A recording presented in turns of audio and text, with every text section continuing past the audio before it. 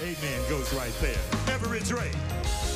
Why can't we work together since we're down here living together? Hi, my name is Everett Drake, and I'm from Nashville, Tennessee. So proud to say that I am a professional singer and been traveling and touring and singing since I was 15 years old. And it's a wonderful, wonderful thing to wake up and go to work doing something that you love to do.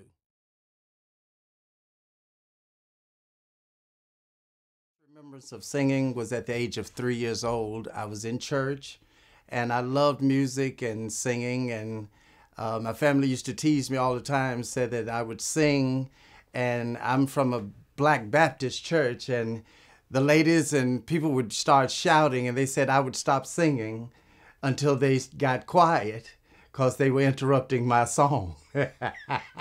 So I would pick back up and start singing again when it got quiet again. So that's kind of how I began singing at a very early age. Well, that song was Amazing Grace. That was the very first song. And I think after that, I sang a song by my favorite group, the famous Caravans, that was We Are Soldiers in the Army. Now, that's the first song that I actually remember myself singing. I guess I chose that one. They might have suggested Amazing Grace, and I sang that.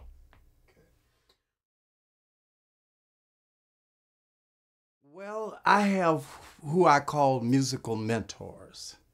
I've had the opportunity to travel and work with several country music stars that have been great influences on my life and my music because they gave me an opportunity to practice my craft.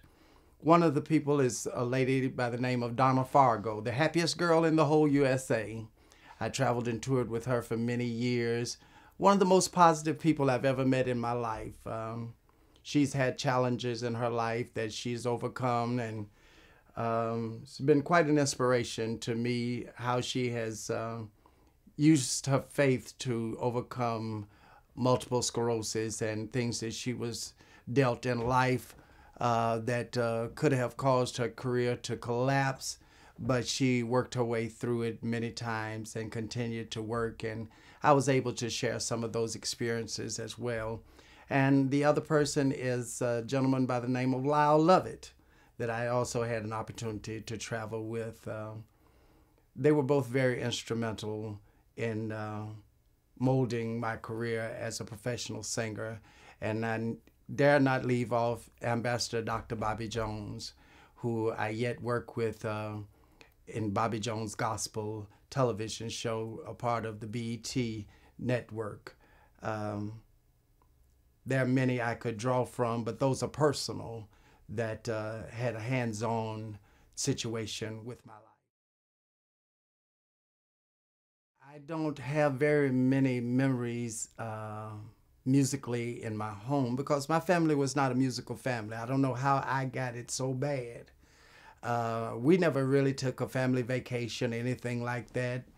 And I just always loved to sing, listen to the radio, listen to music and all as a kid.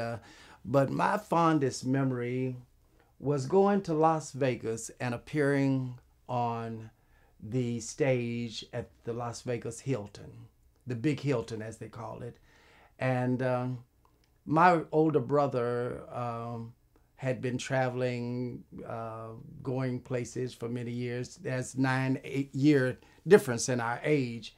And he had been traveling and sitting on the 50-yard line of the Super Bowl and going to Vegas. And it was always a dream of mine to go to Vegas. But after traveling with Donna Fargo for several years, I was able to go to the Las Vegas Hilton and open with her and do a 2-week run there in Vegas. And from that, was able to play many of the stages there in Las Vegas, repeatedly over and over again down through the years, and just a wonderful experience. But that certainly is my most fondest memory as a singer. Absolutely. as I stated earlier, my favorite group was the Famous Caravans, who were wonderful, wonderful gospel artists. Many of our great legends that we know today came out of this group, the Famous Caravans. Reverend James Cleveland, evangelist Pastor Shirley Caesar, Albertina Walker, who was the founder of the group, who is also known as the Queen of Gospel Music. Many others, Cassetta George, Dorothy Norwood, the list goes on and on, Miss Inez Andrews, and these are all pillars of our gospel community today. Several of them are deceased at this time, but I grew up loving to hear them sing, and they influenced me greatly.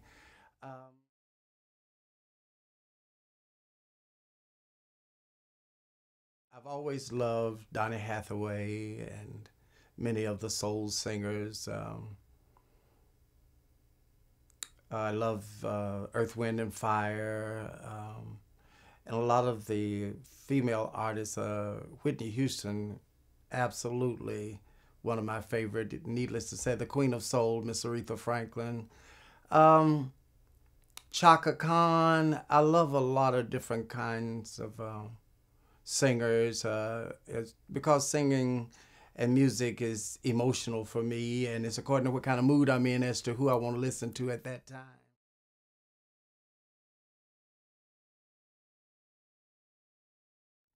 The best way I would think is to work your way through as an ad-lib situation. I was always taught to never let the audience see your mistakes, so turn your mistake into a part of what you're doing. And that's what I've always done. Most times, a lot of times, even in performance, I won't even remember the words to the songs until the music starts. So it's just kind of one of those kind of things. You don't allow yourself to get overwhelmed in the moment and lose your focus, because if you allow that to happen, you'll forget the words to the songs that you wrote. Absolutely. Every time. Every time. But a prayer usually settles everything. And as I stated, once the music begins, it's just like everything changes. It all comes to focus and brings everything into perspective for me. And I don't know what it is about that, but I can be at a point that I'm at my wit's end. I can't remember the words to the songs or anything. And a little prayer of meditation, and then once the music starts, it's just like a calmness comes over me, and I'm good to go. People say never look directly at your audience, look over their heads. Sometimes that works, sometimes it doesn't. Sometimes you can look directly at people, and it helps you to be able to communicate with people and give you a focal point to express yourself and communicate with your audience in conversation or whatever. But everybody has a different style. I go to a session with the intent of it being a good session. Both sessions are good sessions when you have creative people involved, and everybody has an opportunity to share ideas, and creative juices are flowing. The only time I can see it being a bad session is when a producer doesn't know what they're looking for, and you can throw out as many ideas as imaginable, and all they can say, oh, that was good, but can you give me something else? I don't know if that's what I want.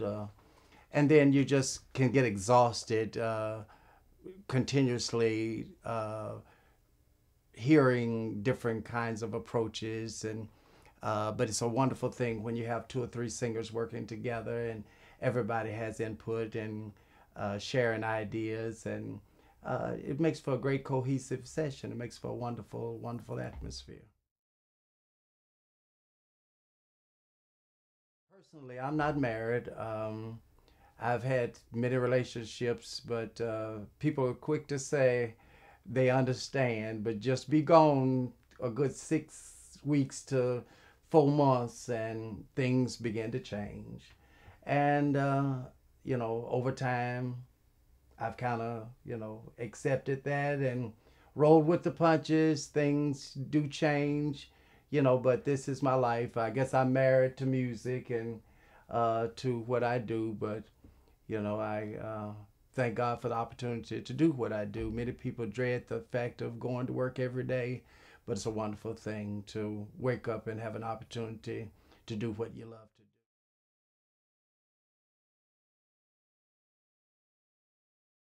Kevin Riley, and listening to he's a worship artist, praise and worship artist out of Arkansas. So when I receive CDs, I like to listen to them and give them an opportunity to settle in my spirit. So I put them in there and live with them and ride with them. And I was just with him on Saturday, so he's still in the player.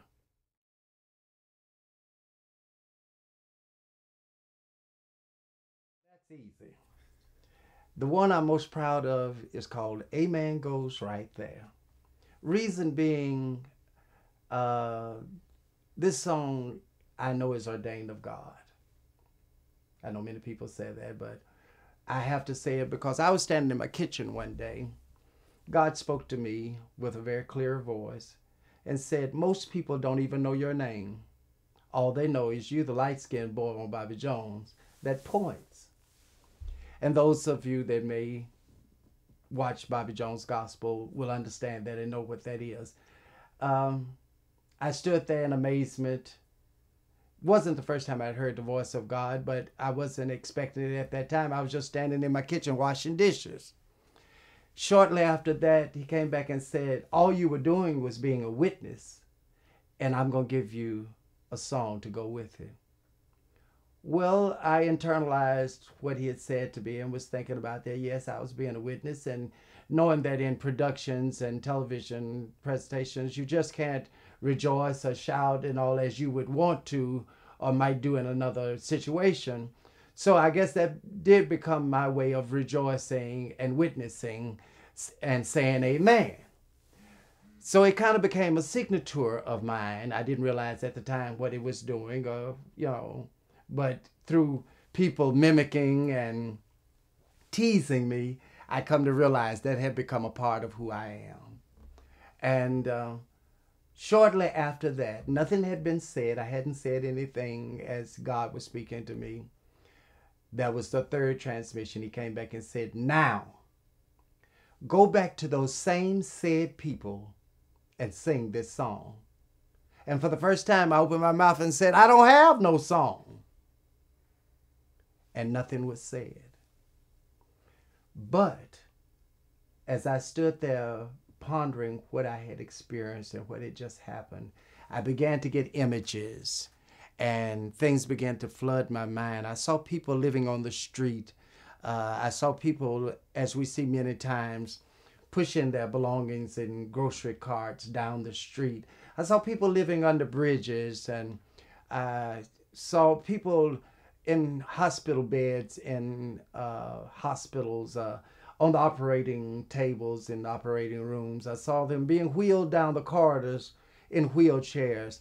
Didn't understand at that time what that was all about, but God was showing me what he wanted me to write.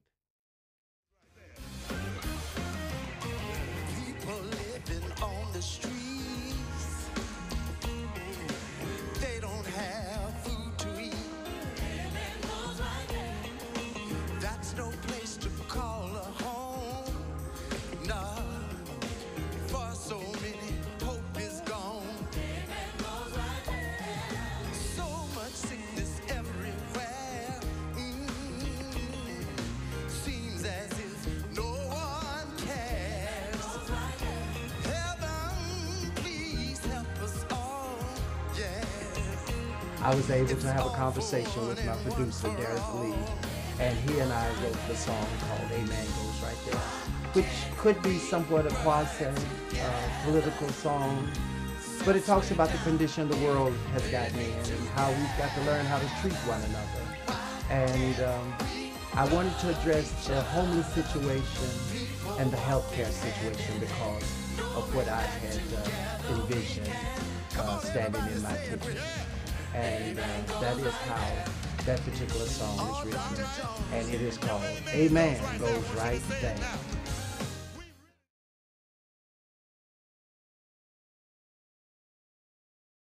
Yes, it is. I'm as excited as any one person could ever be.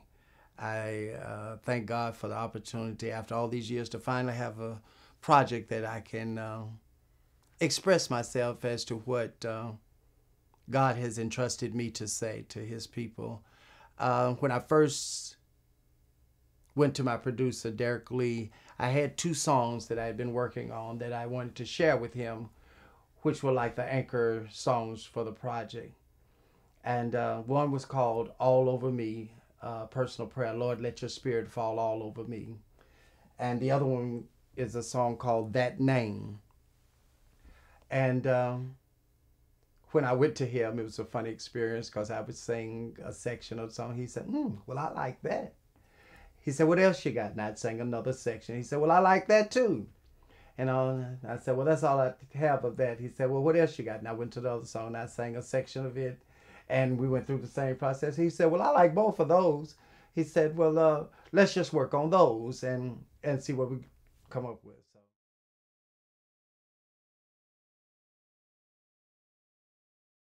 I don't know that I've heard any other artists do any of my songs.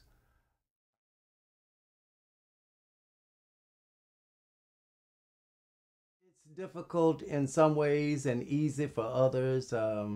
Sometimes you think it's going well and it's not really going as well as you think it is because you're one place and they're another.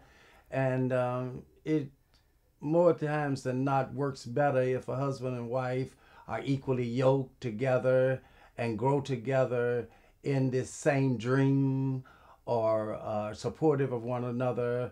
It's just like any other relationship. Sometimes if the woman is making more money than the man, egos come into play and you have problems of that nature. It just varies. Some people are very supportive and are happy that you're able to travel and live your dream.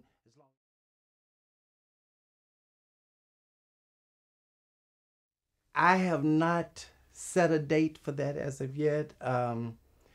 In today's music, they're not really cutting albums or CDs. They're cutting single songs, singles, as they would say, and promoting them one at a time.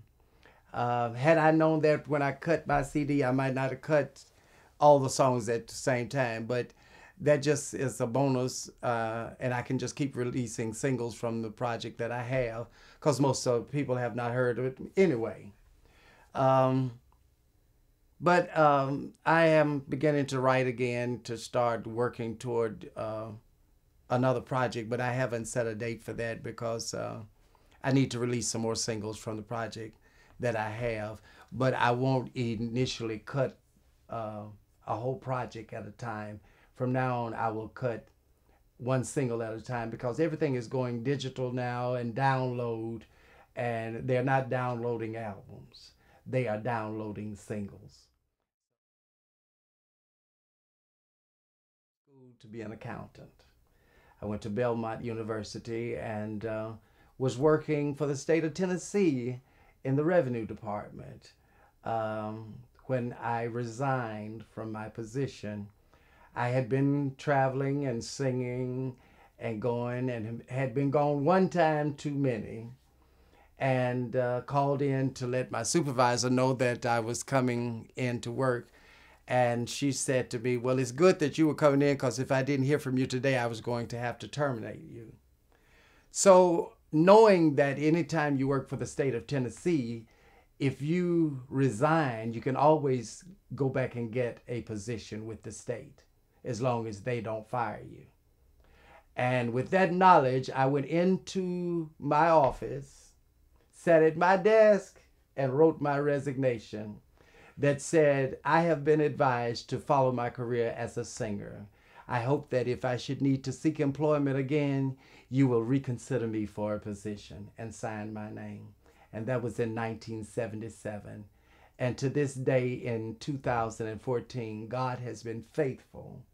and allowed me to continue to take care of myself and make a living and be able to sustain myself as a professional singer, wherein I am most grateful.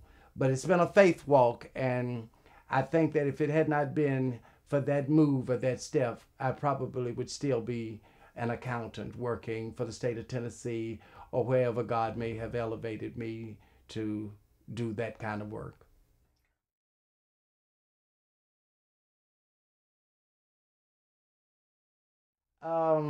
Well, singing, I'd probably have Chaka Khan, Aretha Franklin, and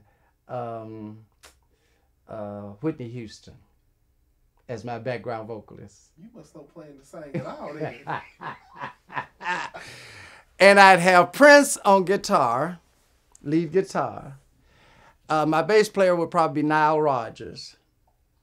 And I'm just not sure about keyboard players. I love my producer, Derek Lee, for keyboard work. And I'm sure, you know, if I thought about it really hard, I could probably come up with some more people. That's a good start right there.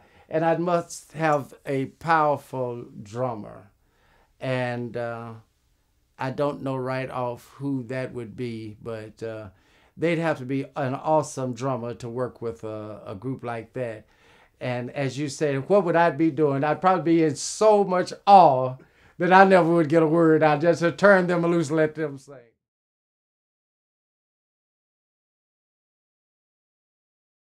think I'm going into radio.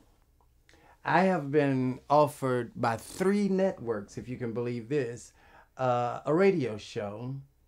For some reason, people have dubbed me as the inspiration for independent artists. How it happened, I don't know, but I just thank God that somebody does appreciate something that I try to do. And all I've been trying to do is encourage people to follow their dreams and use me as an example. You know, never give up on your dream. In God's time, things will happen for you. It may not be in your time, but when God gets ready, things will move. I've been traveling and singing since I was 15 years old. And it wasn't until a couple of years ago that I was able to record my first CD and really live out my dream of singing songs that God had entrusted me to deliver. But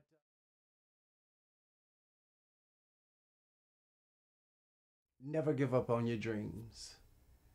I have been saying that for the last 3 years. That has been my speech of encouragement to everybody that I come in contact with. God places something in all of us. I can't do what you do. You can't do what I do. But it behooves us all to get up off our do-nothings and start doing something with the gifts God has given us. It is up to each of us to let our light so shine. Don't hide your gifts, your talents.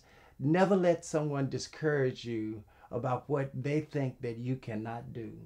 If I had listened to what people thought about my singing and what I could do, I would not be doing anything that I am doing today. But if anything, let that fuel you and promote you to work harder toward your goal and what your dream might be. Whatever your dream is, go after it with all your heart, because whatever you have in your heart is what will grow. You feed that, and it will grow and manifest itself into not only a dream, but it will come into existence and be a part of who you are. I have become the person known as Amen. Mr. Amen goes right there, which I had no earthly idea was a possibility, because I didn't even have a song. Didn't know what Amen goes right there was. But God saw fit to establish that. And if he can do that for me, he can do the very same thing for you. God is no short of his word, and he will do any and everything that he said he would do. Keep following your dream. We've got problems of our own.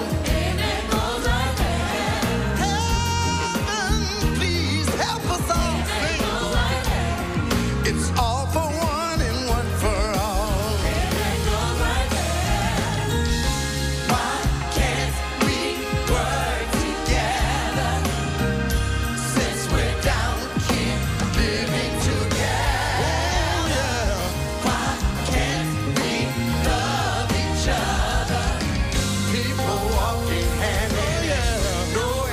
together.